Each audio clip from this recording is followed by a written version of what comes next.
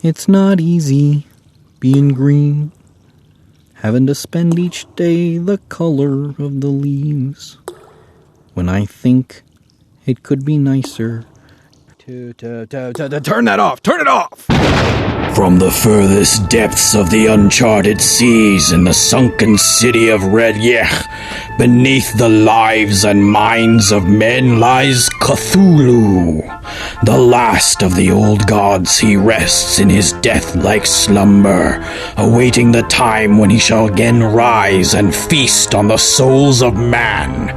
Until that time when the stars are aligned and he breaks his sleeping seal, Cthulhu comes to the minds of men and answers your calls. It's time once again for... Calls for Cthulhu! Hello, yes, thank you.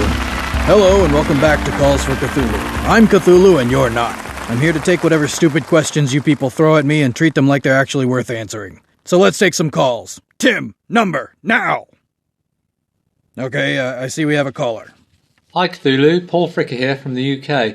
I was looking at getting a new mobile phone and I just wondered if you could give me any advice. I love the show, hope you can help. Bye. Why yes, Paul, I believe I can help. I can swallow your soul. No electronic communication will save you when I rise to my glory. No connection of community will help you stand against the onslaught of my madness. When the time has come and my reign of terror begins, the airwaves will be choked with the screams of the damned as they gibber and run from my all-encompassing thirst. Also, if you have the means, I highly recommend direct mind-to-mind telepathy. You get instant access to what people mean instead of what they say, automatic translation, no calling plan, and no blackout periods, and it's all anytime hours. Seriously, telepathy. Tell them Cthulhu sent you. Next caller! Hey, Cthulhu, you're omnipotent, right? Yeah, sure, whatever. Yeah, so you're omniscient, too? Yeah, absolutely, I'm all the, omni things. So, you think you know everything? Yeah, hey, if there's anything I don't know, then I don't know what it is. Ha! So, you know what my full name is?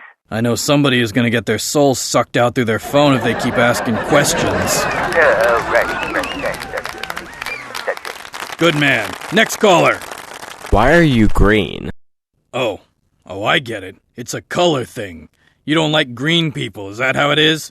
You don't want us moving into your neighborhoods, dating your daughters. You know, that kind of thing really gets me. It's obvious racism. You know what it is, don't you? Fear of a green planet. We didn't land on Plymouth Rock. We landed several hundred feet under Plymouth Rock. I have a dream that one day all the little green boys and girls will be able to play with all the little white boys and girls and devour them. Tim, email, now. What is it like knowing that you're God to millions of nerds? Well, I tell you, if you're gonna go into the God business, you can do a lot worse than nerds. Seriously, they're all over the internet fact-checking every little thing that anybody says against you. They spam each other over the pronunciation of your name and have long, passionate flame wars over every little thing you ever did. They'll take any stupid idea and defend it with their incredible nerd debate skills. Seriously, there's a new guy in the Pantheon, and looking at him, I'd swear he's just a pasta side dish. But the nerds got it in their head to worship him, and now we gotta give him a seat at the table. Anyway, if you're gonna be a god, nerds are the way to go. Well, either that or demand blind loyalty from all your worshippers. That's good, too. This transmission has been intercepted by the cult of Cthulhu. Do not adjust your set. Instructions embedded in this transmission are now being given to those loyal to the Great One. Together, we will one day bring about his rise and sit by his side in glory. Cthulhu versagen. Which is why I say, never broil a baby. Next email. Love your show on YouTube. Is there anything I can do to stop you from swallowing my soul? Vertagen for now. You wouldn't believe how often I get that question. Sometimes I tell people they should put a bag over their head and then curl up into the fetal position while naked. Then they ask if that really works, and I say, no, but it sure will make you look funny when the madness hits. Ha! Thanks for calling, and I'll swallow your soul. Next email. Hey, man, long-time listener, first-time emailer. Do you ever hang out with any of the other mythos deities? I mean, have you and he whose name I shall not speak, ever go to the bar and slurp down a soul or a brewski? It's gotta get boring every now and again, being a mythos deity and all. Your devoted peep, Danny D. You mean, do I ever leave my eternal captivity of unending slumber to grab a few brews with the ego bunch? No. Even if I could, I wouldn't. Bunch of freaks always playing who's got the most followers. Honestly, the only ones that are any fun are the Norse. They don't have any followers, and they don't give a wet slap about it. They drink like there's no tomorrow. Nobody parties like Odin. Imagine a drunk guy with only one eye, holding a stein of beer in one hand and a hand axe in the other, shouting, "See that barmaid tied to the wagon wheel?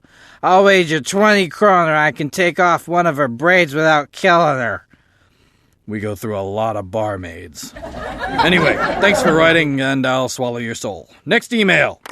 Me and a few other guys were talking about you the other day, and it got me wondering, is the reason you want to come up and devour all humanity just because you're lonely? It's got to suck down there in your nightmare corpse city of non-Euclidean geometry deep beneath the dark oceans when you've got no one to hang with. You know, I never really did feel lonely down here. I mean, it's nice enough. I got the drowned city, the occasional lungfish, and now that you mention it, there is damn little to do down here.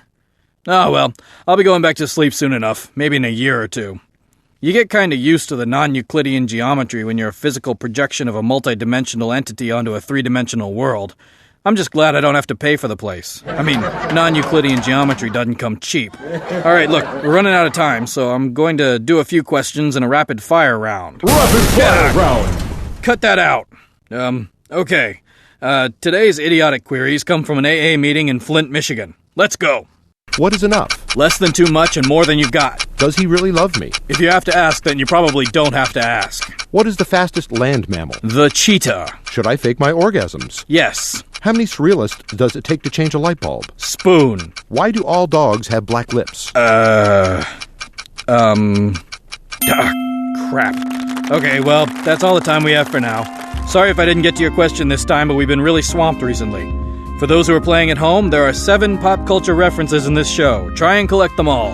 If you want to find me on the web, I'm at callsforcthulhu.com. Or you can send me an email. Tim, address, now! Right, and if you want, you can record your questions and attach them to the email so we can play them on the show. Thanks for tuning in. So be sure to come back next week when Cthulhu will... Swallow your soul!